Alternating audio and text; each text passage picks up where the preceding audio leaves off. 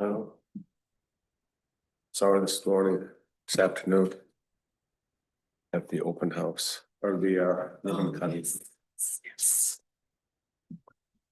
All right, go down to the nice side.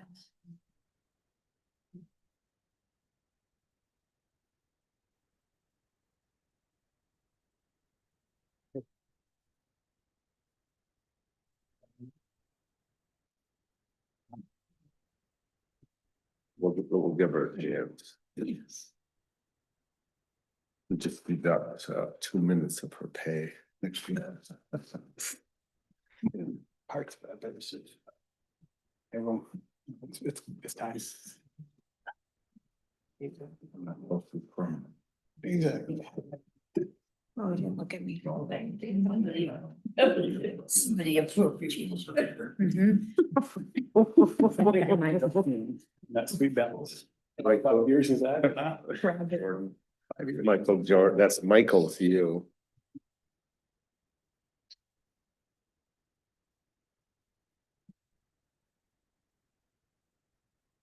No, You look just so Christmassy. it's the clothes, not me. Ready, Lindsay? Ahead, sorry. I'm waiting for you though. Tell us when you're ready. I'm ready, Mayor. Okay.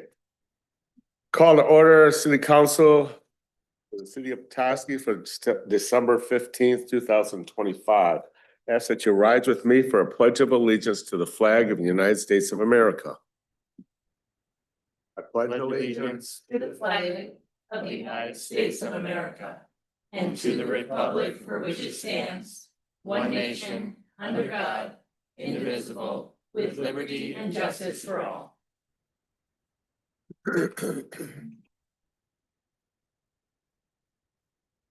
Ms. Beck, would you please call roll? Demore, Present. Shields. Present. Backtrap, Present. Walker, Ever present.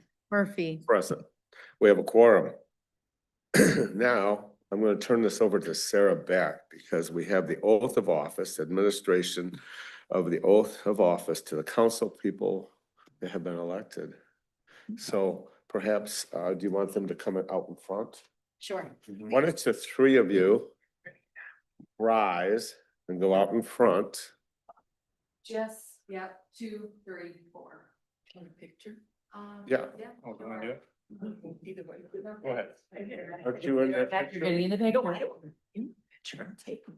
But aren't you, weren't you on the ballot? No, no, it's those other ones. I can't keep track of who's coming and going at this point.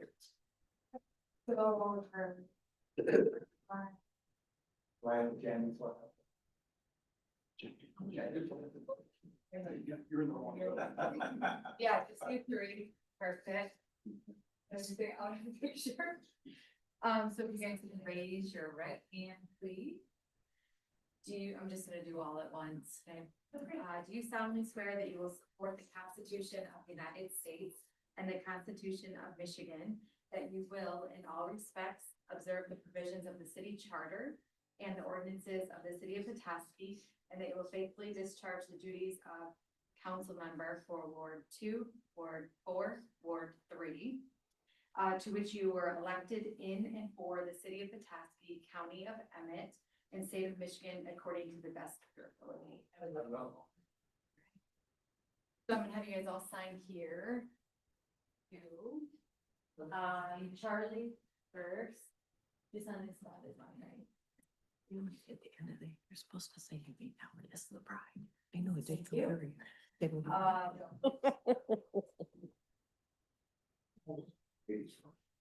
Sorry. I'm four. That one, yeah, yep, I know, I went to. Going to the miracle.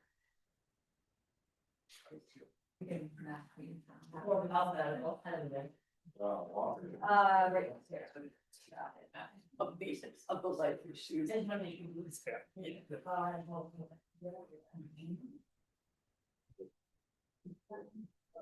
I'm so efficient. I said to Audrey at the end, I feel like it should say, And now you make us the bride. That was controversial. You got his laugh. I got him today. They're really, This is one. they're really I good. can see now. Well, that's around. So in addition to them looking good, that's a fine feature. Thank you, Sarah Beck. Yes, thank you for your term starting January 1, 2026. Thank you. Okay. Next is a presentation. We're gonna hear a presentation on potential Oprah for 224 Michigan Street. Good evening. Good evening. Green and you're on, you're ready. Ooh, thank you so much. Wait for the, oh, of course, the font is different. Doesn't matter. No one cares about that stuff. All right. Good evening, council members, mayor, staff. Thanks for the opportunity to present on what I am referring to from now on as the Bell Tower project and our request to begin the Oprah application process. Tonight's presentation will share the history, current conditions, redevelopment plans, and why Oprah will support it will be essential for the rehabilitation of this structure. My name is Lindsay Dotson. I've been here before under other duties, and now I am here as owner of this building. So, next slide, thank you. All right, so the building is historically known as the Seventh-day Adventist Church. It was built in 1891. And they were occupants of the structure until the mid-century when the Church of Jesus Christ and Latter-day Saints moved in. And then for the last 30 or so years, it has been used as a private law office and collections agency. The ties to Petoskey's heritage run deep, of course, having been a public gathering space. A lot of memories were made there and significant life events occurred there. The building's character and civic prominence make it a potential cornerstone for the continued, I would say, expansion of downtown, since it is right on the edge there. It is currently listed on the National Register of Historic Places, and it is of Queen Anne Victorian design, and it was dedicated and opened on October 9th of 1891. Next slide. Oh my goodness, sorry about the text there. So why does this building matter? Of course, it's been part of our community for quite a while, but its new life is going to be what I think puts it back on the map, because for many years, it's been covered up and not really available for public use, since it was being used as a private office. And the focus of this project and the redevelopment of it is, of course, historic preservation, since that's a passion and expertise of mine. So with retaining all of the original materials that are still intact, which is pretty incredible, including original windows from the 1890s, the project is focusing on retaining and restoring those materials and the craftsmanship, and will serve as a teaching mechanism for people in skilled trades while we're doing that. Next slide. So the condition of the property when purchased in July of this year, there had been significant deferred maintenance over the last 30 or so years. Almost everything on the outside of the building needs some sort of work. The roof most definitely, and that's the most noticeable as you are driving by it every day. Also, there are outdated building systems, including old knob and tube wiring that are still intact. It is not ADA compliant at all, not even to get inside. And once you are in, the only restrooms are on the lower level in the basement. And the layout, because of some adaptations that happened mid-century when it was transitioned from one congregation to another, chop up the entryway so much so that you can't even access the second floor, which could be reusable space, without floating or levitating. I should have included a picture of that. Essentially, there's a door above a stairwell, and it's difficult to get up there. So It's not really suitable for occupancy or modern use aside from private use, which it kind of has been under for the last however many years. So repairing these issues will require a substantial investment before we can officially open the doors. Next slide.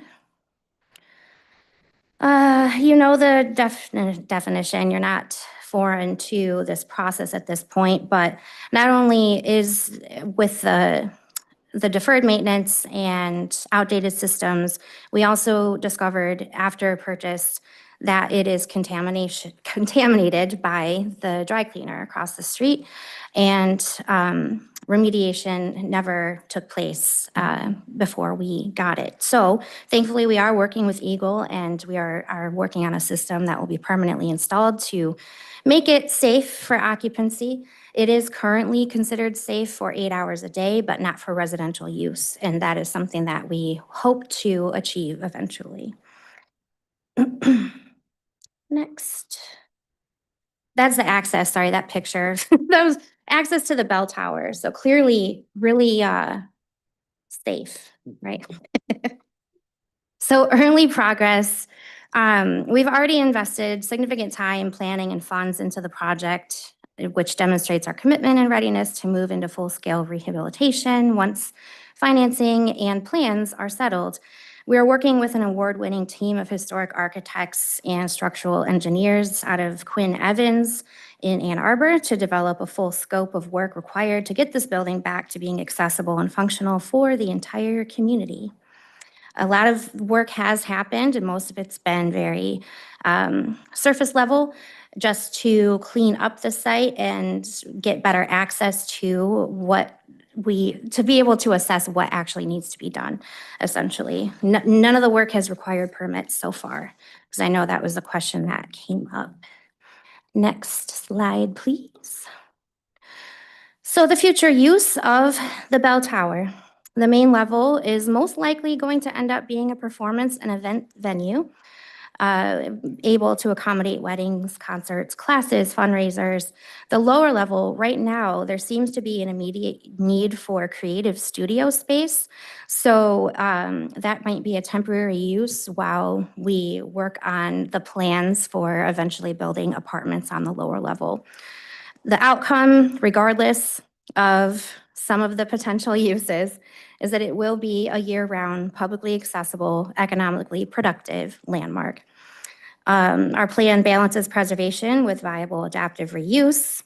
And because we are taking advantage of historic tax credits, all the work done will adhere to the Secretary of Interior's standards for rehabilitation. Next slide. So the investment is going to be at least $1 million when all is said and done. You'll see, though, that is the layout or the floor plan when purchased, which has already changed, thankfully, on the main level. But you'll note that the basement is the full length of the building, so it's pretty much about 4,000 square feet of usable space, and we hope to activate that attic, which once upon a time was a balcony that overlooked the sanctuary space, and it could be used for a multitude of things. And of course, access to the bell tower will allow people to take in the beautiful views of the bay from a very high vantage point, since the building does sit on top of the hill over there on Michigan Street. So we, essentially are in it deep at this point, and it's going to be an adventure for sure. But the local ownership, I think, is a unique situation for the sake of rehabilitating such an interesting structure. It was on the market for quite some time before this because not a lot of people were willing to take on the task before. So go ahead to the next. Of course, you know the benefits of this program, but it will be one of the many tools that hopefully come to the table that will help us preserve the historic integrity and encourage the small-scale local redevelopment. It aligns with the public benefit that the building will present as far as adding life and more things to do to town, and supporting local artists and musicians and lots of good things, local businesses as well. We have a lot of great pending partnerships on the table that I'm excited to tell you more about in the future. Go ahead with the next slide. Our proposed timeline is our initial rehabilitation period to get the building to function at its current, I shouldn't say current layout, but essentially as an event space is about 18 months, which started back in July. There will be several phases of the project, as I mentioned, with potential housing units being added to the basement and reactivation of that second floor. Because of that, we will request the maximum allowable OPRA term of 12 years if possible. And we are eager to work with council and staff to bring life back into this community space. Next slide. And I was looking over the last time you had one of these presentations and just kind of going through some of the questions that were asked. So if and when the apartments are built, they will be attainably priced. They will not be luxury, especially because they'll be in a basement of a church. But they'll be nice, don't worry. And as far as financing is concerned, this is a crucial piece of making the whole pro forma come together. But other grants and incentives are being pursued, as I mentioned, with the historic tax credits and some grant opportunities through the State Historic Preservation Office.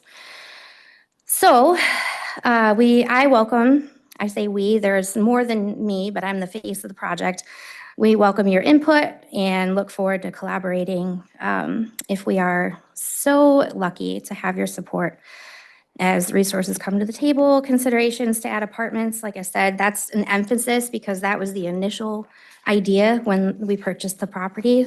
But when we found out about the contamination, it kind of put things on hold a little bit, unfortunately. So we can go ahead and go to the next slide. Oh, and sorry, that's a rendering, obviously. So we have not gotten that far, but so this is the original sanctuary space that had been subdivided into several offices by the former owner. So we've opened that back up, and I started playing around with some paint color schemes and lighting ideas, but wanted to show you just so you can enjoy what it could look like. And then the next slide is a potential rendering of what the exterior will look like when we're done, but colors TBD. That'll be an ongoing discussion, I'm sure, until the day we are painting the building. So thank you for your time. We're excited about the opportunity to add value to the downtown area and preserve one of its most meaningful historic structures that's needed some love for a very long time. I'll take questions, comments. Mr. Moore? So in your presentation, you say if housing can be added. Can you speak to what the if is? The only,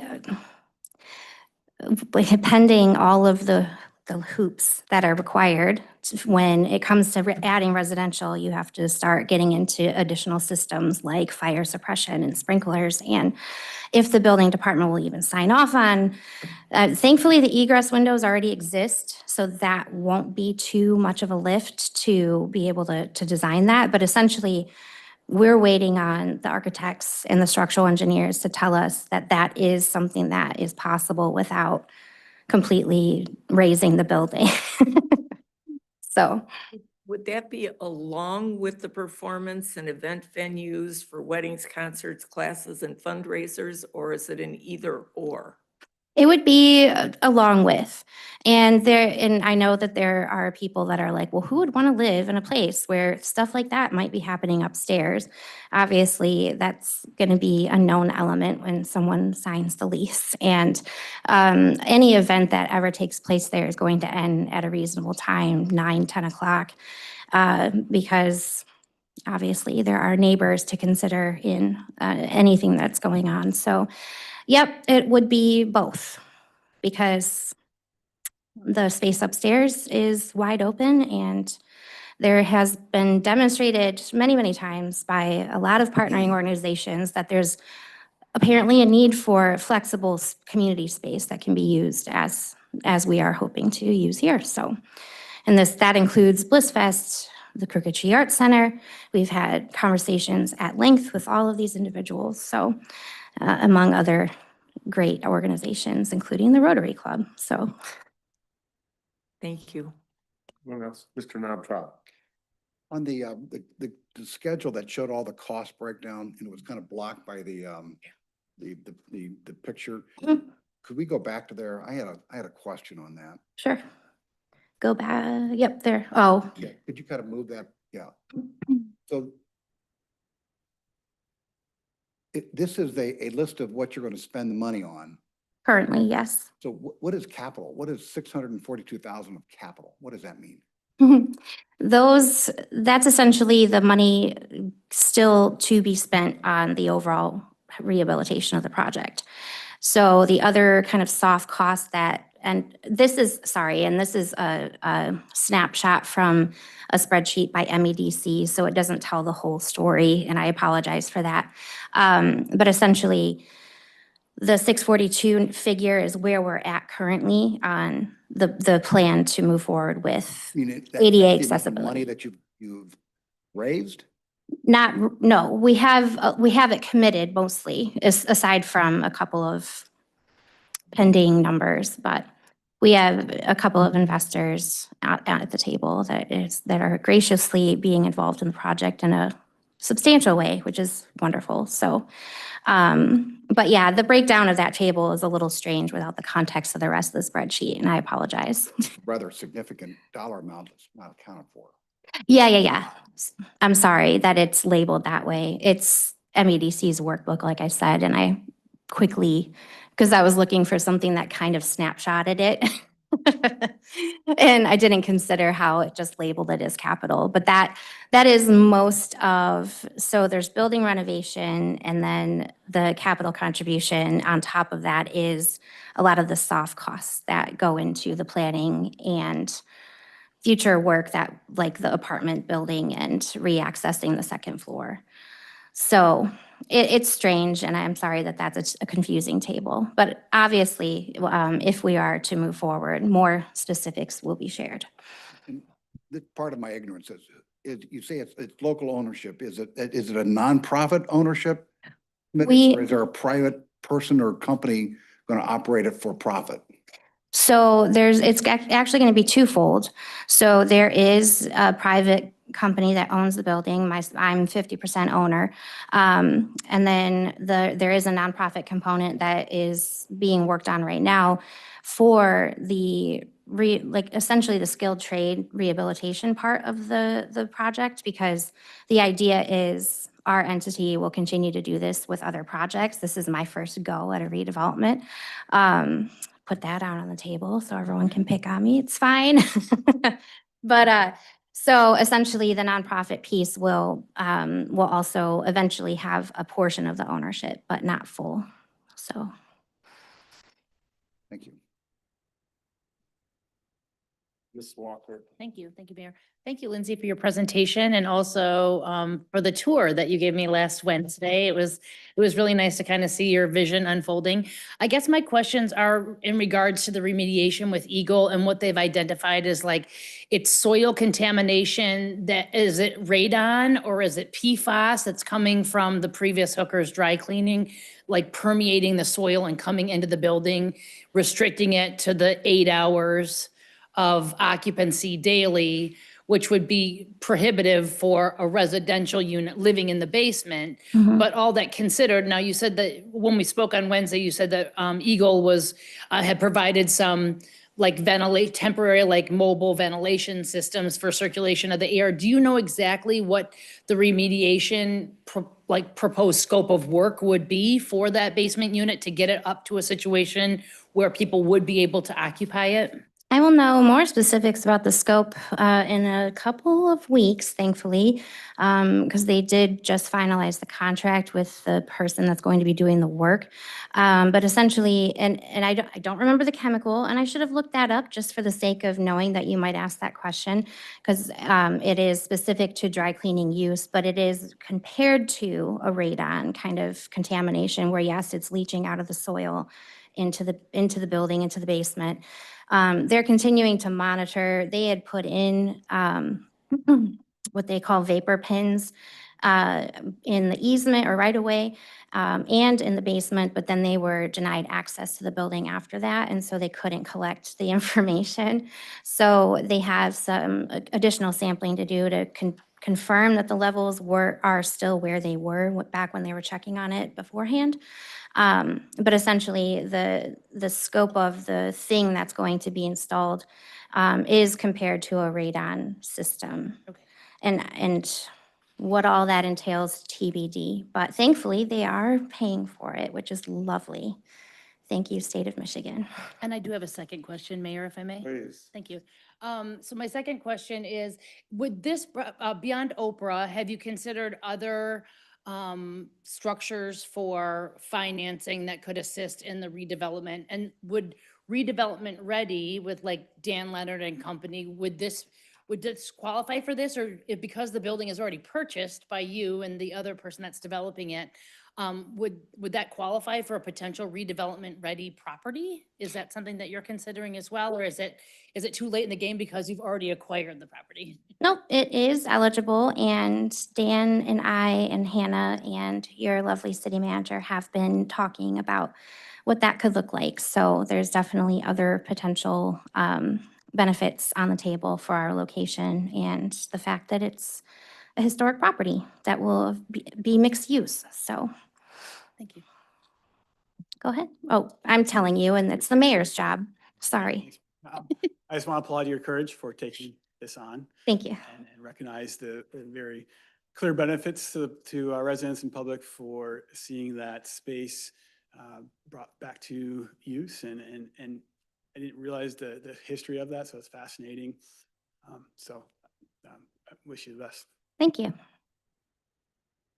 You mentioned apartments. If you did the apartments, I take it you'll be looking for funding to assist with that? Of course. Can I ask a question? City manager. Lindsay, knowing city council's priority for attainable housing, have you thought about flipping this and doing more attainable housing on the main floor where maybe the contamination isn't as much of a concern potentially? It has been considered. It would be, and again, when we start getting more into the details with the architects, once we kind of consider what they're bringing to the table, we kind of would like to see, if there were apartments to be added to, say, the main floor or the second floor, there would be a lot of structural work that would have to get done because it is kind of a wide open space. But we have talked with Dan Leonard, who was kind of daydreaming about dormers that could go up on the side and the back, and it, wouldn't mess with the integrity of the history of the building. And so all of those options are still on the table at this point. The most immediate use, because this building has to start making money sooner than later, because all it's doing is costing me money right now, is the event space, because there is great demand for it. Even though we seem to have a lot of options in the area, it's been incredible how many people have come to the table very interested in that use. So that's kind of that's happening now while we prepare for hopefully adding at least 3, if not more, residential units. So. And just assuming you would use the Darling lot during an event as a Right. potential parking area Right. for your. Yep, not even mentioning all of the suggestion has been to request that it be rezoned to the central business district, because it's right now it's office service right on the corner.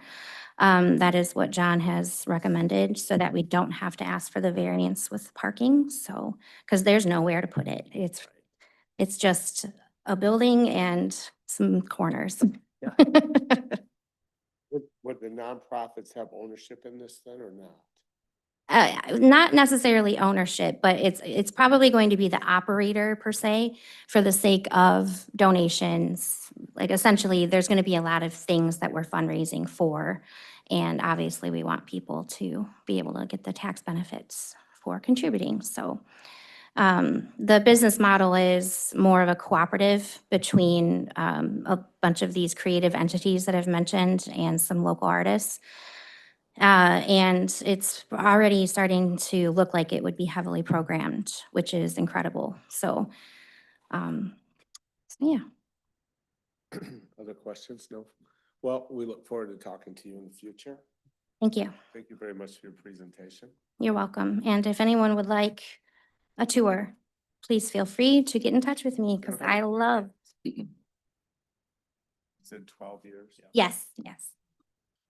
And the reason why I asked Lindsay to go through this process, typically I think the ones we've done to date, I felt pretty confident that they were checking your boxes from a priority standpoint. This one, when Lindsay and I first talked, housing was a pretty consistent component of the development. And then she found out about some contamination concerns. So without that,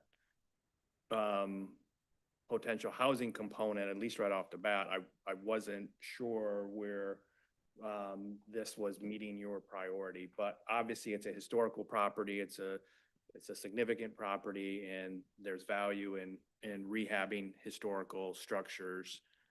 I certainly understand that. I was a little more concerned about it not checking the attainable housing box. So that's why we let's just have a conversation with city council, see where they're at, and then we'll get some direction from them on how to proceed, moving forward. You're gonna come back and talk later again? Yeah, this is just kind of to Just, give you an overview of the project. Typically, it's a couple meeting process, as you know, to talk about some of the financials a little bit more in depth, talk about, it's easy for, I'm not saying this is just a Lindsay thing, but it's easy for a developer and owner to say, I need the max, right? But you gotta prove that through, numbers, right? Why do you think you need 12 years to make this go? So there's a spreadsheet and she was going to share it and I said, no, let's not share it tonight. Let's just talk in generalities and then we'll come forward with more detailed numbers on why she thinks she needs the 12 years and what does that look like over that 12-year time span? So, Right down yearly. yeah. Okay. Thank you, Lindsay. Thank you so much. I did That's exciting. also pass out, Becky Goodman sent an email this afternoon, right? Nope, that's for the last item. Oh, I'm sorry. I think that counts. One. I was thinking historic. I think she's still supportive of this because I talked to Becky about this project as well, but Speaking from a, just historical preservation, the Historical Society. Yeah. okay. Next.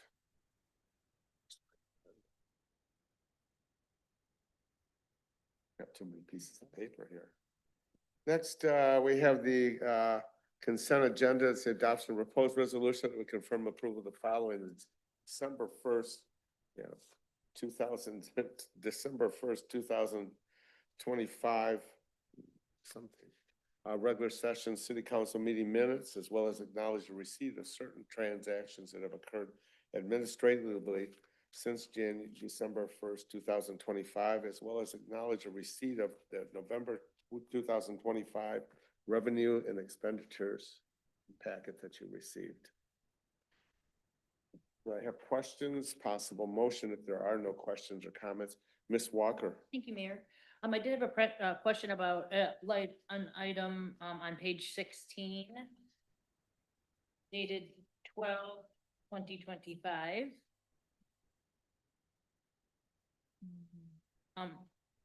Check under the check register under Meyer Ace Hardware. Placemaking projects and materials and supplies for a total of $17,000. I was just wanting to know what kind of placemaking projects. Think that, is that a DMB line? Is that, downtown Christmas lights and wreaths and bows and such? No, I think the DMB usually, this is the parking fund. Oh, it could be salt. Oh, We. yeah, we bought- materials and supplies would probably be, without looking, I might have to get back with you on this, would probably be the salt purchase, salt and sand purchase. Okay, the For the placemaking year. projects would probably be something related to lights or holiday, like placemaking holiday.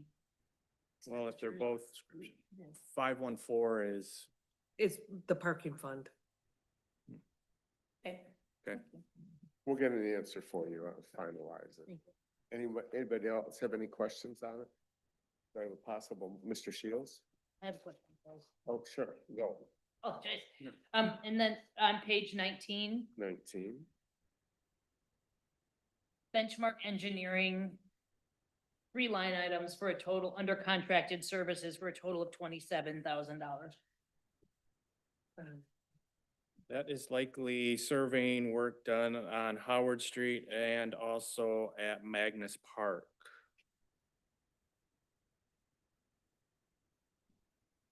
With the Magnus Park master plan, we hadn't had a survey done of the park, so we wanted a good clean survey as part of the master plan, so that was part of that.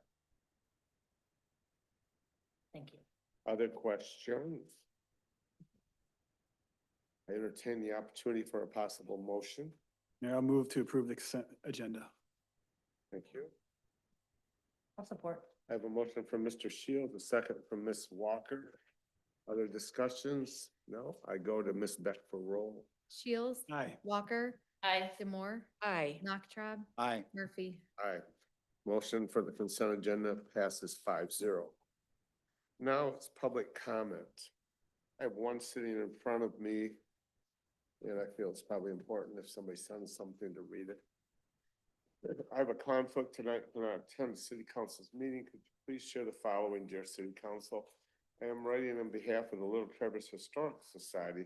Our board is very supportive of the work you have already pledged to do to keep the historic Kellogg horse sculpture preserved in our community, and we're looking forward to seeing this asset located on our waterfront for all to see. Thank you for taking the lead. The Little Traverse Historical Society also supports the resolution that you'll be discussing tonight that would ask council to authorize the city manager to apply to the Harbor Springs Community Foundation to create a special project fund that will support this community asset. Thank you, Becky Goodman, President of Little Traverse Historical Society. You'll see that what she is speaking about, I could have probably waited, but it'll be discussed at C under new business, okay? So just carry on with that letter. I thought it was important, though it did come in as public comment. Anyone else have anything to say to the council at this time for public comment? I see none. I'm gonna go now to the city manager, and I'll turn it over to City Manager Horn. He's gonna give us an update on his projects. Thank you, Mayor.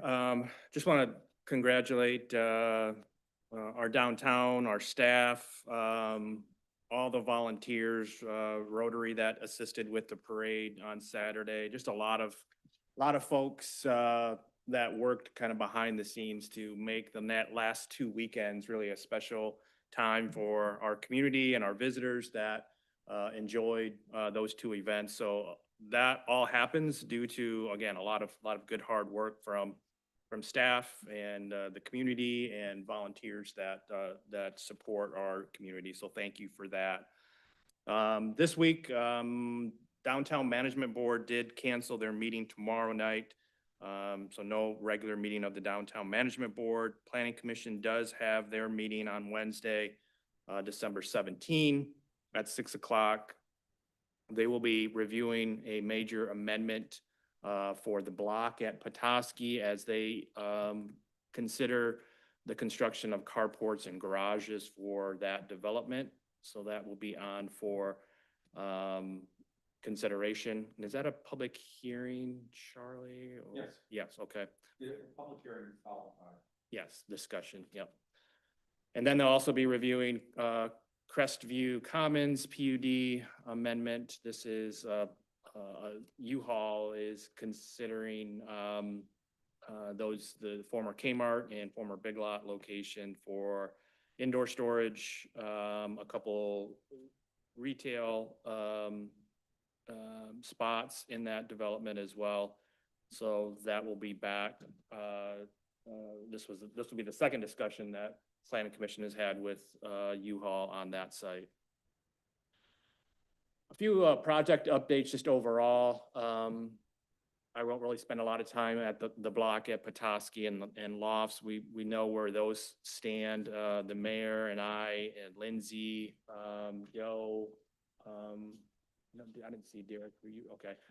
Attended the ribbon cutting today for the Lofts project. So they had mentioned there was a few folks that moved in over the weekend. So, and actually there was a big moving truck that was trying to unload as people were doing the ribbon cutting. So it's neat to see that spot come to life, and they have a wonderful community space inside that we were able to get in out of the weather and had plenty of room to kind of spread out, and they had a number of units that were available to walk through. So congrats to both of those projects. Delray Apartments, 5 units. They're projecting January of 26 to start leasing those units. They're quite a long ways along, kind of at the end of that project. Haven't had a chance to step into that one yet, but looking forward to walking through that one as well. Did talk to City Park Grill, Bob Keaty, last week. This is 9 units. Their renovations have begun, started in the fall. Did a little bit of lead and asbestos remediation. That's complete. So the demolition has started, renovations have started. And so that's about a year process is what is on the table for that project. So then that's 9 units above City Park Grill. Leo's Lounge, Randy Flynn, that's 8 units, 4 below basement level and 4 above, with a bar, restaurant in between. Everything is lined up for that from a funding standpoint. Demolition and construction will start. They were hoping yet this month in December, but certainly in early 2026, that'll get started.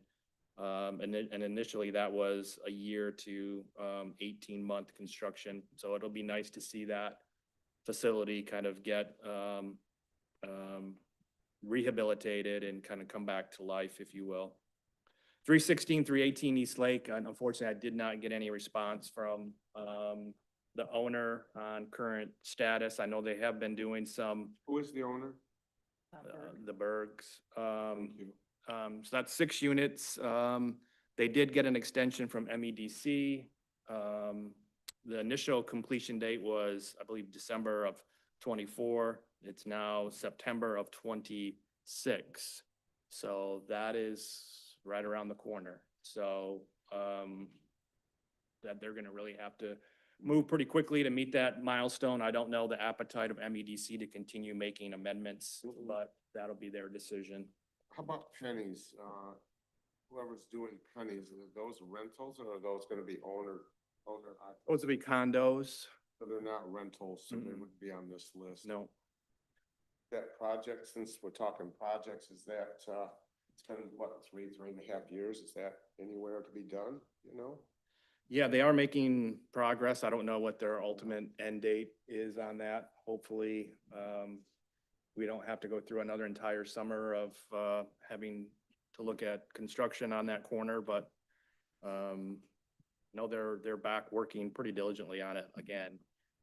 Was it an error on our fault, our problems of not putting a sunset clause on some of these projects? Or is that not availability for us in the future to do that? Certainly you can, and certainly there's language in Oprah to essentially claw back the approved Oprah at any time. So that's always a discretion of council. Certainly, we want to make sure that we're following, you know, the statute and the guidelines that are in front of us, but we would have to make our case. But certainly, that's the purview of this body to pull those incentives back if you feel like there's not significant enough progress going forward. So Oprah's not involved in that project. not that one, no, No. no, unfortunately. Just some Chill Grant updates, working with a number of property owners across the city. 803 Grove, they are actively doing, actually, surprisingly, they're going to be doing the roof tomorrow, actually. Windows, furnace and water heater has been complete. Windows will start in early January, and then the roof will start tomorrow. 212 Washington, windows, doors, siding, insulation, that is under contract and ready for starting as well. 218 Wesley Street, just signed papers today. That's a basement waterproofing project, electrical upgrades and flooring. 111 Fulton, roofing, 519 Beach, roof, 411 Monroe, windows, furnace, water heater, 1502 Willis, siding, and 909 Emmett, electrical upgrades, kitchen updates, and door and window replacements. So these are the 8 projects that we're actively working on. Obviously, we did get an extension to go until through the end of May to facilitate this. This took us quite a while to get everything, all the boxes checked, as this is federal dollars. So I want to give a lot of kudos and thanks to Habitat for their assistance in assisting me and the city and making sure that all of our due diligence is done on this grant. So, and I'll turn it over to the mayor for the announcement for the holiday light contest winners. On the back page, you'll see that there's a list of the winners from Best of Show. They're spread out around town pretty much. Hopefully tried to make sure that it wasn't all going to one corner of the block. I will suggest to you, if you're riding around, you want to see lights, there's a cul-de-sac, Caramel Court, which is just off of Lindell going towards the high school. There are 2 past winners and the one this year. And if you want a good show to see 3 right next to each other, that's a great place to head to, okay? You know, every year it's difficult I get lists in and run it through and pick them up. So I look forward to next year. Each of these restaurants donated $100 gift certificates to the winners. They'll all have a yard sign that will be put up tomorrow in front of their yard. I thought I'd wait till after the snow got done today. So they'll have a sign to keep as a memory of it as well, and for people to drive by in their neighborhood and have a little bragging rights. So that's all there is. Miss Demore. So I just wanted to publicly say that this whole Chill Grant thing is awesome. I know it was a pain as well, but just to see these numbers and the number of folks that are really getting something significant done to their homes. And when I total this is just from my head, so it's dangerous, $220,000. How much do we have total, Jane? We have 410,000. And then we have up to 90,000 in admin that we can spend. So 410 in actual construction that we can facilitate. So there is, I'm sorry, I don't have my mic. There is some additional room. 190 more thousand. Sure. So if there's, and I would just say if it's some of these that don't require lead and asbestos abatement, we can get in and do fairly quickly. It's when you have to remediate lead and asbestos, that takes quite a long time to facilitate. So if it's simply a matter of furnaces, water heaters, even roofs are fairly straightforward. Those are something we could still do by the end of May. But if it's a lot of Lead work, remediating lead, abating lead or asbestos, that's going to require a longer period of time, and we may not have enough time to get that done. But I would certainly would encourage people to apply. We'll try to use up as much of that pot we can. I'd hate to send money back if we don't need to. And that was part of my question too, because somebody did reach out to me to ask if they could still apply. So answer is yes. They can, yes. Whether we can get it done in time, depending on what they need. If it's fairly straightforward, we can certainly get that done. Thank you. Yep. Any other comments or questions? Ms. Walker? Thank you, Mayor. Thank you, Shane, for your monthly report. Yeah. Very helpful. I did want to notice that, the project updates of the, 1, 2, 3, 4, 5, 6 on there, the top 4 or the bottom 4, excuse me, are all current Oprah properties. Yes. And those are the only 4 Oprah properties that have been approved. And as we had discussed, the 316 to 318 East Lake Street is the one that's the oldest.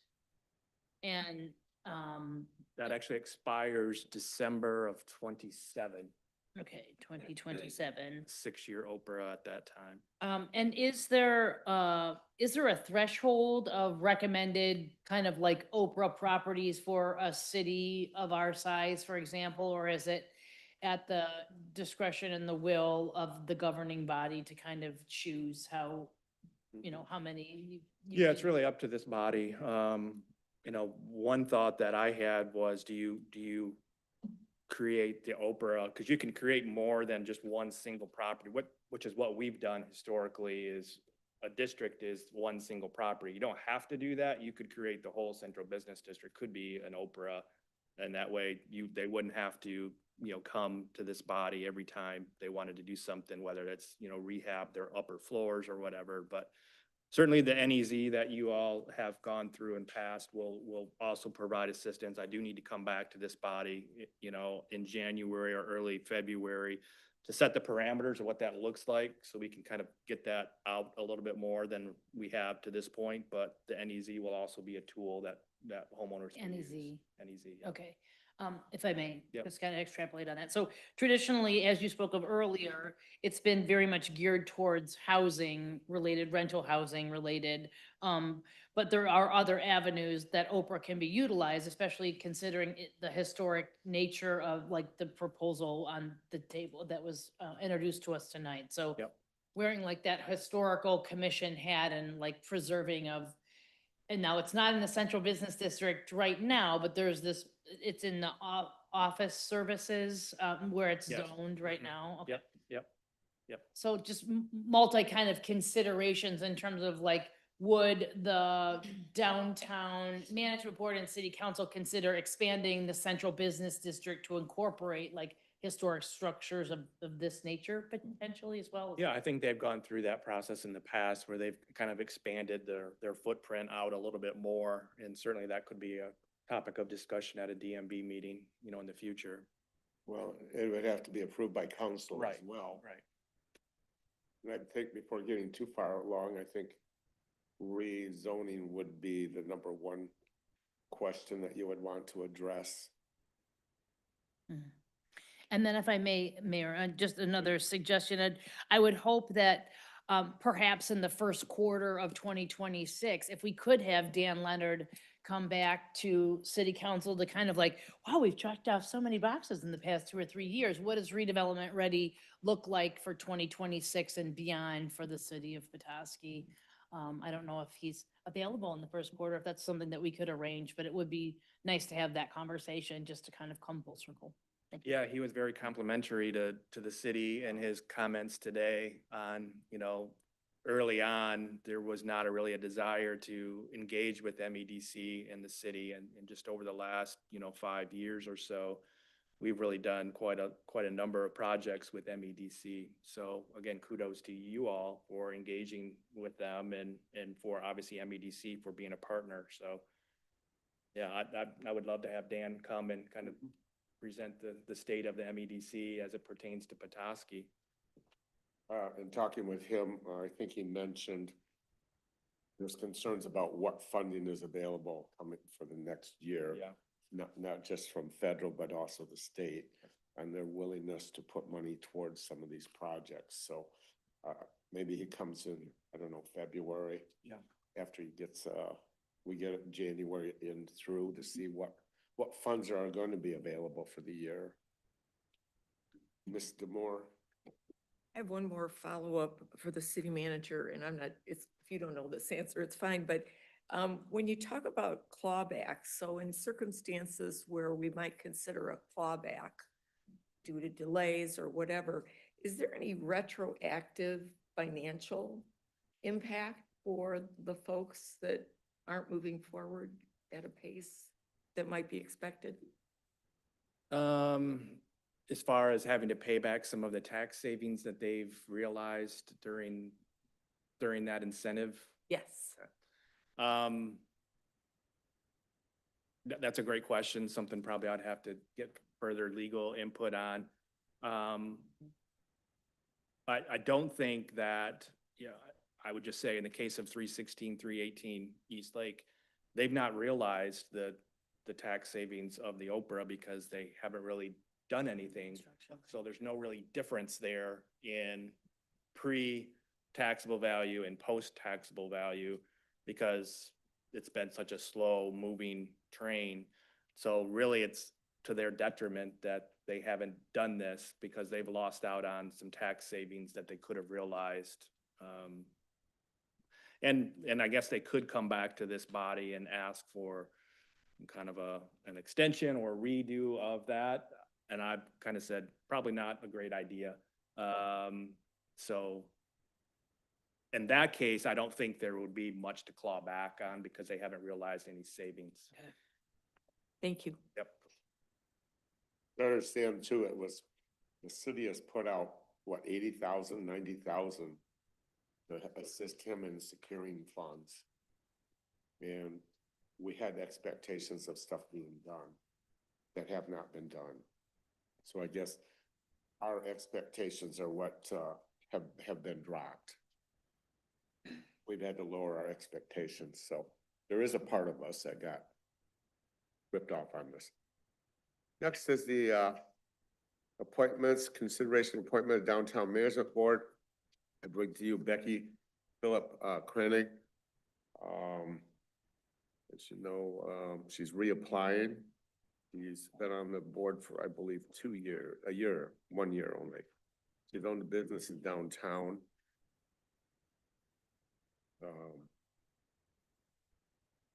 She's been involved with the Chamber Board. She's lived continuously in Petoskey 27 years and looks forward to continue to work with. Is there any questions or comments? Miss Walker? I would be happy to make a motion to approve Becky Krenig to serve again on the Downtown Management Board. And if anybody has not been into her new space, it's really quite lovely. And she is now the owner of that building where she was previously a renter across the street. So very exciting. That's Bear Cub, by the way, I should have mentioned that. I have a motion from Ms. Walker. Do I have a second? I have a second from Mr. Knobtrop. Any other discussion? I go to Ms. Beck, our clerk for roll. Walker, Aye. Backtrop, Aye. Demore, Aye. Shields, Aye. Murphy. Passes 5-0. Congratulations, Becky.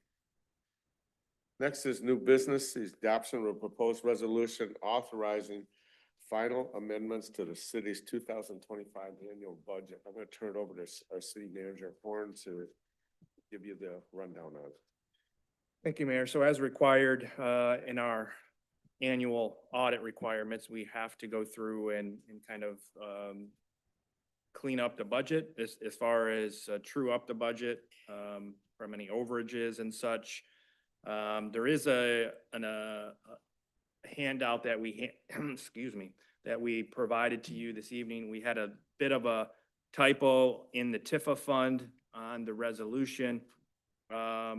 We were using grant resources and not looking at revenues. So the difference remains the same on the far right column, but the total revenues and the amendment numbers are correct as in the amended version. So I don't know, Audrey, if you want to hit on that a little bit. Sure. he was very nice to say we, but it was me. Also, there was a typo on the budget amendments. When you do them, the total amount of expenditures and revenues has to be on the resolution. And so that's why you were provided a new one, is my typos, as Shane mentioned. So they are required by state law as well through the Uniform Budgeting and Finance Act. And they are done by estimating what we believe to be the year-end projections for both revenues and expenditures, based on prior or historical cost during this time, this last month of the year, and also by speaking with different supervisors and directors to see if they have any other larger bills coming, down the way that we're unaware of. So these are based by fund, and enterprise funds do not have to have budget amendments because they are run like businesses. Special funds, street funds, DMB, not parking, but mostly the state really wants to keep an eye on the general fund and how everything lines up with the budget. Ms. Walker, Can you repeat that again? Enterprise funds do not need budget amendments approved by a governing body because they generate their own funds, Because the nature of the fund is Yes. run like a business. unlike coming from the general fund, for Mhm. example. And there, Mhm. would there, Because they're not taxed, I'm sorry. no, it's fine, please feel free, go ahead. Because they're not tax dollars. They're based on user fees. Mhm. Parking fund also is based on user fees and not tax dollars. Thank you. You're welcome. Mr. Knobtrap. Meant to ask this, through an email today, but I forgot. What was the Parks and Recreation, the 600,000? What caused that overreach from the original? Was there anything? From the original, yeah, it's kind of a long story. So when we were doing the budget for 2025, we estimated based on the Baird Consulting Group, they expected to have more done at the end of 2024, the fourth quarter of that $1 million grant. Okay. So our budget was lower than it would have been had we known that they wouldn't have incurred as much cost fourth quarter. So that they finished this year. So that's what necessitates most of that contracted services within the parks There's really Fund. no surprise. It was just a timing issue, it sounds like. timing Thank you. on the,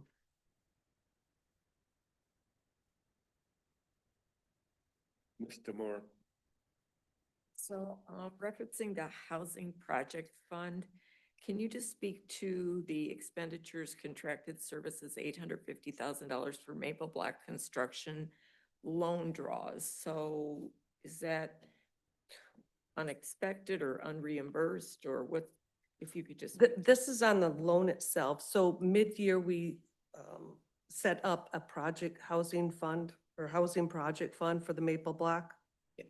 And we had received the loan from the state, the $1 million loan. Yep. But, so we created the fund, and this is to actually, like, set the budget for the housing fund, since it wasn't established a year ago right now. So we're estimating 13,000 of interest income. And to date, I think the last draw we had was, I think it's sitting right now at 489,000. Almost 500, yeah. 489,000 in expenditures, and it's just kind of a guess, not knowing what that fourth quarter bill will be. So I just made it 850,000. If they expend more than that by the end of the year, then the auditors will write me up, so to speak. And if they spend less, then I'll be okay. Okay. Mr. Moore. And then, I think you talked about this when we were considering the budget, but just kind of as a revisit. So when I look at the, proposed amendments to the general fund and under Public Works and Parks. Under Public Works, there's $235,000 related to ice storm cleanup. And then under Parks, there's $564,400 linked to spring ice storm cleanup. So my question is, of that total, how much do we expect to be reimbursed? That total was.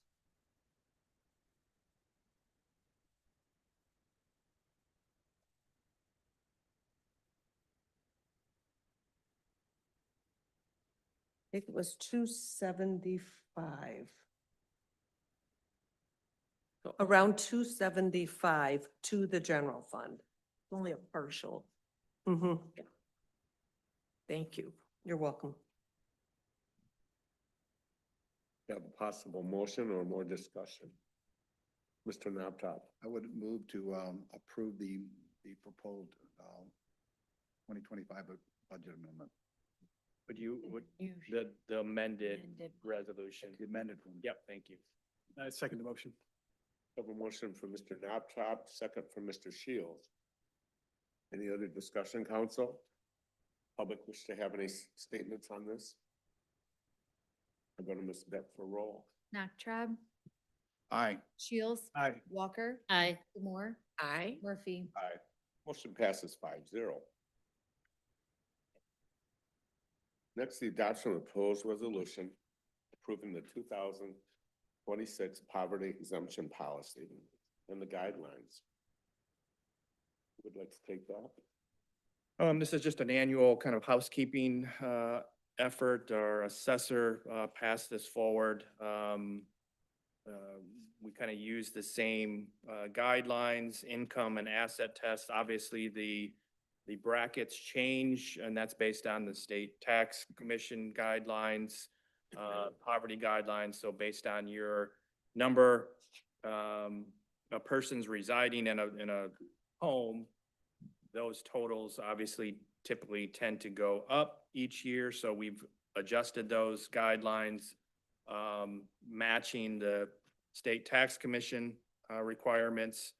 There's a number of asset tests that are pretty routine that carry forward from one year to the next, that have not changed, again, following guidelines.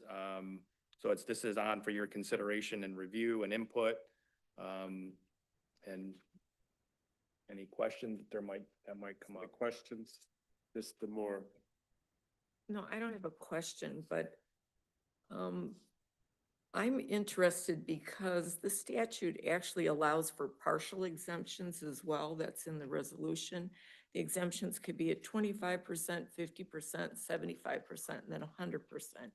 And so I'm open, of course, to discussion on this, but it just seems like a lot of folks are facing economic challenges right now, and people might qualify for, the lower percentage exemption. So I just wondered if that's something we might want to consider. are you saying that? I'm trying to follow what you're saying. I'm trying to understand. Are you saying that these numbers are too high or too low? I'm trying to follow. Okay. You want to explain it better No, than I can say? no, I mean, maybe we'll tag team this. But I think where your question is, typically Board of Review, it's either all or none. It's 0 or 100. So they just go by these guidelines that are here on page 50 of this chart. There are in the statute, as Councilmember DeMore mentioned, it does provide partial exemption opportunities. I think historically, we've not done that, at least within the last 3 years, we've not done that. It does create a little bit of additional work on behalf of the Board of Review. It's certainly not insurmountable. We would need to adjust this table for instance, if you wanted to have, the statute talks about 25, 50, and 75% partial exemptions. So each one of those brackets would need its own table, if you will.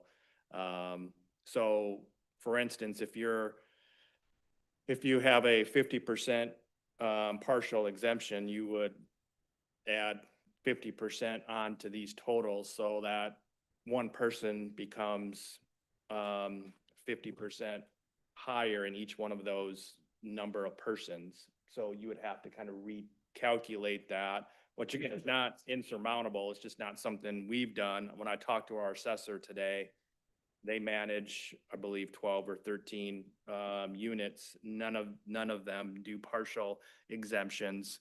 I did do a little bit of research. There are communities that do this, do partials, and certainly it's something we could consider. It's just not something we've done in the past. So this is a more of a break for the person or more of the city collecting? No, it would be more of a break for the property owner that qualifies. The percentage relates to how much of a break you Break get. even. Yeah. I mean, obviously, the other side of that is you're giving up some tax dollars that you're not able to. So if a person, Activate. so two persons, it's $21,150. What would it look like? What would it look like if we were to change it? Well, you're not really changing the 100%. You're just creating additional categories, Right. right? So, So you're saying that, so somebody who doesn't qualify income-wise for 100% with a bit more income might qualify for 50% or 75%. I don't know what others' thoughts might be. Mr. Knobtraub, Having been on the review board for a number of years, this is always an interesting set of discussions. It's a heck of a benefit to begin with. These people, assuming they're honest and they give you the right documentation, it is that they're in a bag of issues. They're not doing so well. But personally, I don't see any reason to increase it. I mean, this is, to me, poverty is poverty, and we're at the lowest end of it. And I'm not sure why we need to give 50% or 75% or 25%. I think it's good the way it is, and I don't see why anybody else should get any further, but that's just my own comment. but are we talking about a person that makes 23,000 and doesn't qualify for this? I think Shane was calculating. Yeah, I mean, yeah, if you're looking at a two-person, which is Two-person. currently 21,150, so if you use a 25%, that would be an additional $3,900. You would add $3,900 onto that total, so almost, I don't know, what is that? So So that that 26. becomes 25,062 at a 25% exemption. So, I mean, my only respectful response would be these are still folks that aren't, making very much money. They're also getting other benefits too. This is just one piece. Most of them are getting a fair amount of other support as well. possibly, Most of them are. I don't know how we can assume that. Well, when you do the tax review board they do basically an audit of their income. Right. And so they have to disclose what money they're getting, and including public assistance. Okay. Food stamps are on there. Okay. And there was one last week at Board of Review. and Okay. that's- Mhm. Okay. Mr. Shields. I think it's a great idea to consider. I imagine having some numbers and would be helpful for decision-making about what is that tax implication to the city.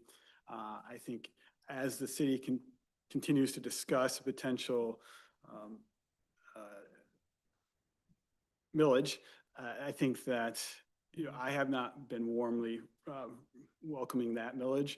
Something like this potentially would make that more, give me more of an appetite for that. I mean, certainly we don't need to do anything this evening. We have a couple meetings. I could run some, get some charts for you next meeting and we can continue the discussion. You good with that, council? I see it. 3. Yes. Okay. Yes. So the next meeting, bring it back and we will get a better feel for the 25-50. Just so I'm clear, the statute spells out 75, 50, and 25 partials. Is that the brackets you're interested in seeing? Yes. Okay. All right. Very good. We'll visit that in the near future. Next, the adoption of a proposed resolution authorizing the application of the Petoskey Harbor Springs Area Community Foundation to create a special project fund for the waterfront sculpture, which is the Kellogg works. Dave, you want to give us a? Yeah, just briefly, the community, Art Commission has reviewed this. Hans, who has joined us on Zoom this evening, Kellogg, presented to the Art Commission back, I believe, in June, and maybe one other time last year. So the Art Commission has had a pretty good review of this sculpture. Hans did a great job of providing the history of the sculpture, his father's work in the city of Petoskey, in and around the city of Petoskey, and the historical significance of this horse head structure or sculpture.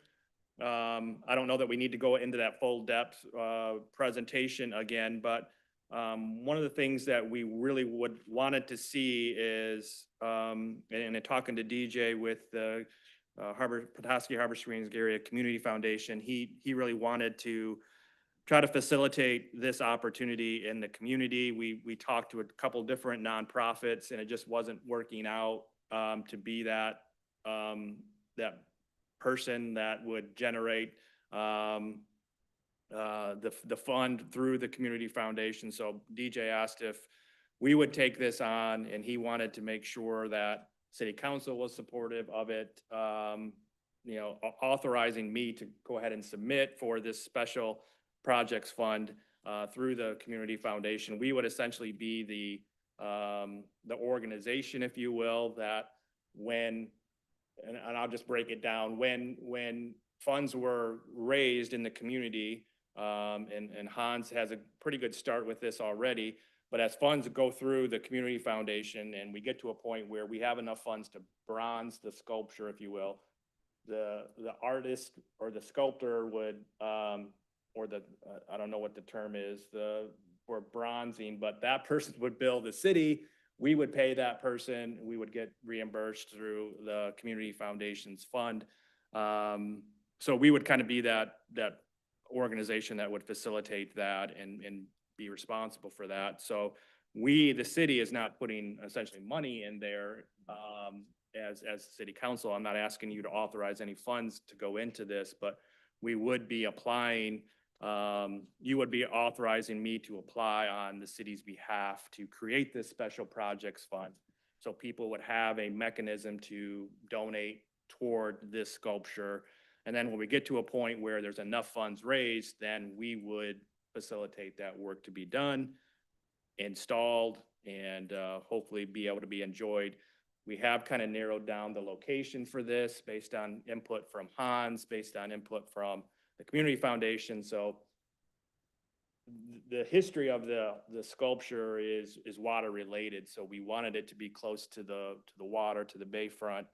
And it obviously has historical integrity as well to it. So we wanted to kind of be close to the historical museum and society. So we thought that area between the historical society and the tunnel, that area that you walk through there, whether it's on the hillside or in the area where the two sidewalks kind of come together, if you can envision that area, that people would be walking by, there'd be a plaque there. We'd be celebrating the history of that sculpture, that piece in our community. So that's kind of where we envision it being located. And I guess I'll ask Hans if you want to kind of jump in and provide any sort of additional input at this point.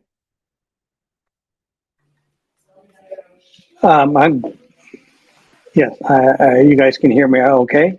Yes. I I am glad to answer any questions.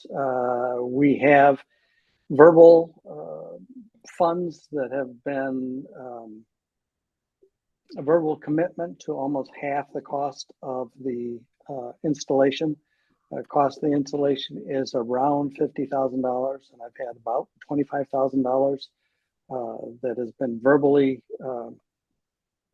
okayed and ready to go. I'm excited about the potential for this and the potential for the legacy of my dad to be able to continue there with near the historical museum. Yeah, sure. Please, Mr. Moore. So these are just by way of confirmation to the city manager. The purpose of this is just to fund this effort through public donations, which would be made directly to the community foundation. That's correct, yes. And then second of all, any associated fees by the community foundation would be funded through those donations as well. That's right, yes. Thank you. Mr. Shield. Is this a recommendation from the Arts Council? Yes, Commission? Yes. They discussed it. Yes. Miss- I just have a question about, can you share with me where the location of the original Kellogg Pottery Studio was? I can tell you where that was. Yeah. It's where Fletcher's is right now. Excellent, okay. Right where Fletcher's is, the Okay. entire thing. And this horse was in a Hans, it was like a water. It was, around it. yeah, as we would walk to the shop, there were concrete pilasters that were up, and it was on the pilaster there. It was actually made of pottery. So my dad would put it up in the spring and then take it down in the fall. But it was up there for probably 20, 30 years. And then move to the library. At one point, And then- was at the library at one point, yes. Yes.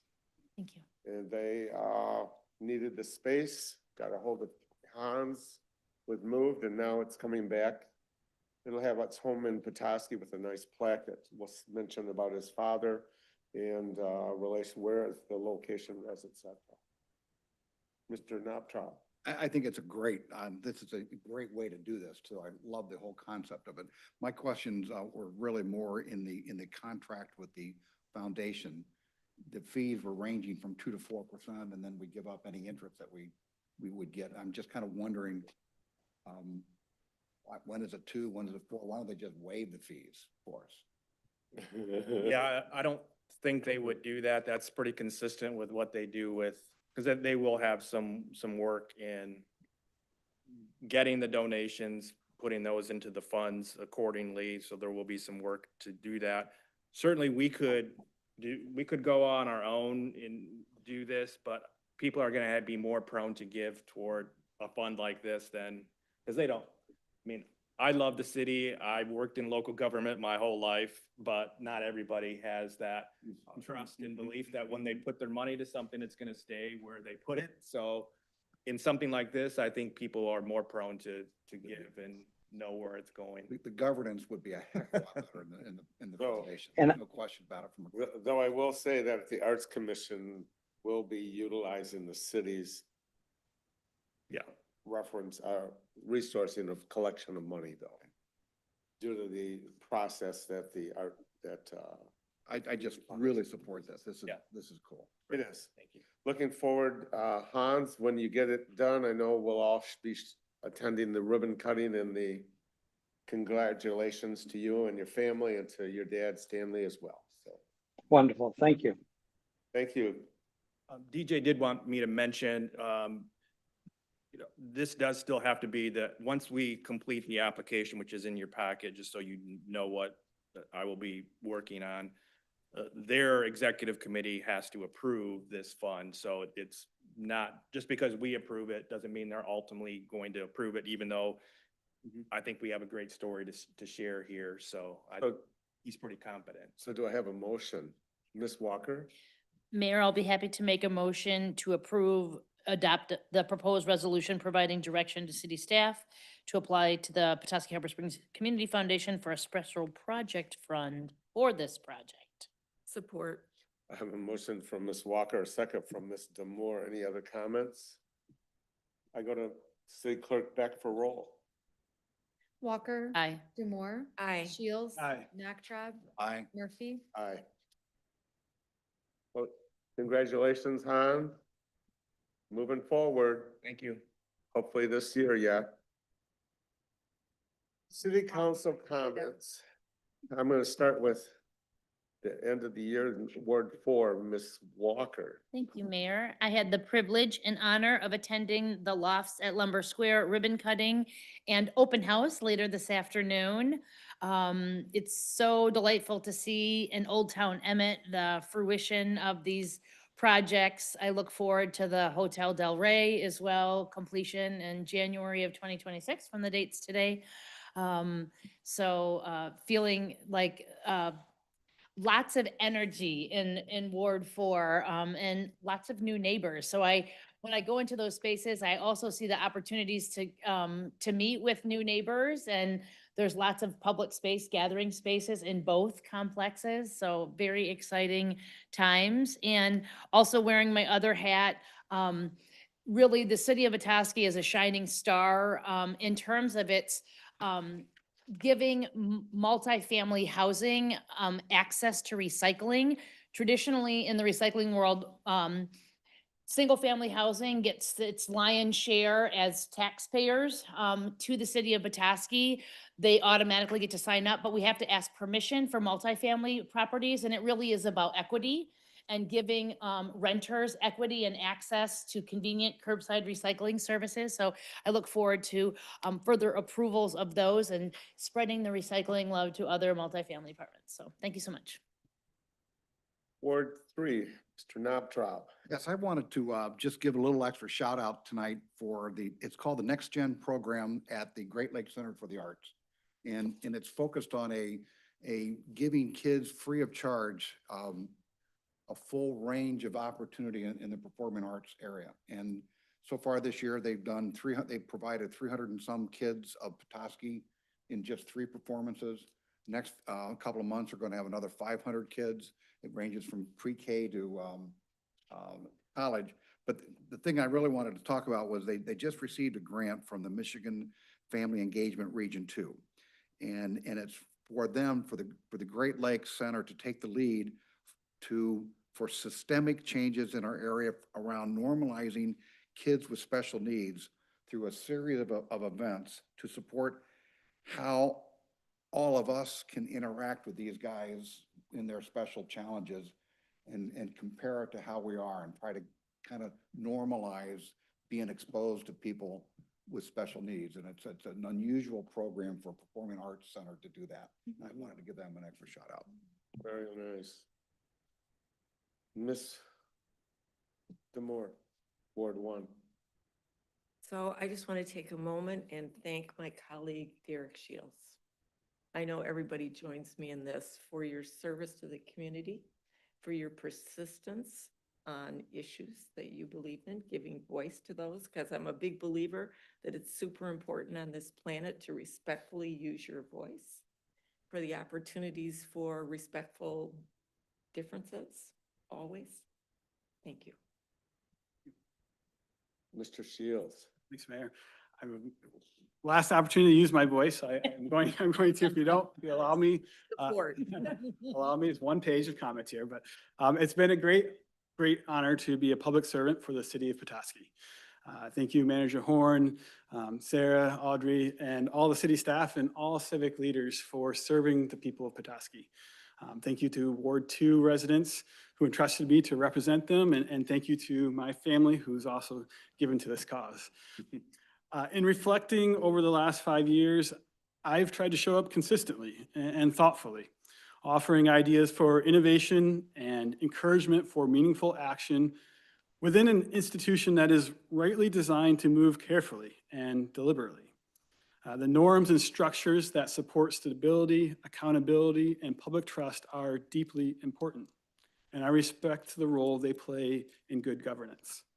At the same time, those same structures can sometimes limit flexibility, experimentation, and the ability to respond proactively to evolving community needs.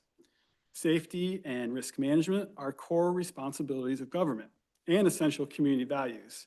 Yet, it is also worth acknowledging that extended caution and delay can carry their own risks, often less overt and sometimes with fewer immediate political consequences, but very real ones for residents. I'm drawn to how the National League of Cities, drawing on former Supreme Court Justice Louis Brandeis, describes cities as laboratories of democracy. Not pristine or sterile laboratories. I picture something more messy, sometimes imperfect inventor-type laboratories, where learning happens through doing. Cities are not businesses alone. They are of, by, and for the people. Citizen involvement may not always be the most efficient, but it is often the most effective way to build good, attractive, and thriving places. I encourage continued and public engagement. It is essential. Communities are at their best when people are encouraged to lead from any seat or role, and when institutions can make room for that leadership to influence outcomes. The challenges we face are complex, and caution has its place. I believe, however, that we are capable of being careful and more responsive, of managing risk while still solving problems more often and more meaningfully. We can say yes, not without caution, but with commitment to working for the common good. We can boldly invest in the Winter Sports Park. We can go after the 20 million wheelway repair. We can develop distributed solar energy projects with or without MPPA. We can make meaningful zoning changes to keep this a livable Petoskey. We can achieve functional zero homelessness, and we can allow residents to have very low risk backyard chickens. I could keep going. I want to end by where I started when I was first thinking about running for elected office, and that is that politics is a good word. It's about how we order our shared life and our shared space together, and that getting involved in that discussion and embracing that tension is life-giving. There is much to mourn, reject, and be outraged by the world, but when you look at the villages and the cities around the world, like us here in Petoskey, when you look at that local level, you'll find there is much more to be impressed by, curious about, and inspired from. Thank you.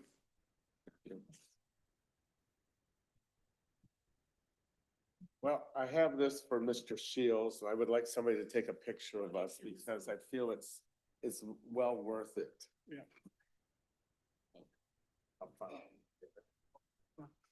You got it? Well, I don't want to be in. While we're walking, I have the ability to attend the chamber along with Shane. We both went to the chambers Wednesday night. Shindig celebration of Champions. Really good. You're like a champion the way I look at you, because you've led some ideas of what you believe in, you've come forward to it. That's really cool because you weren't afraid to express how you feel. You weren't afraid to stand up with what you believed in, and we need more of that in this world. So this is, thank you, Derek Shields, Ward 2 Council Member, 2021 to 25. A great honor and recognition for 5 years of loyal and dedicated service as council member from the city of Petoskey. Congratulations and best wishes.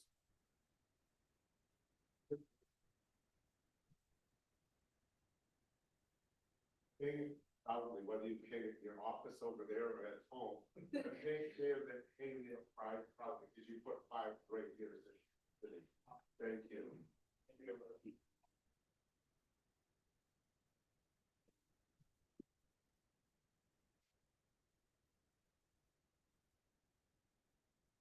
You want a box to take it home into the bag? Yeah. For the weather? Sure. Yeah. I thought so. I would. There's the bag. Yeah, keep it dry. Thank you. I guess my summary is, he did a great job of giving a summary of what we need to continue to work for the coming year. And that, one of it is working together. And it's been a great pleasure this last year to work together with all 4 of you. City staff, amazing. Audrey, especially Sarah Beth. Mhm. She's the glue that holds everything together. So have a safe holidays. Enjoy your family, live every day. I call this meeting adjourned.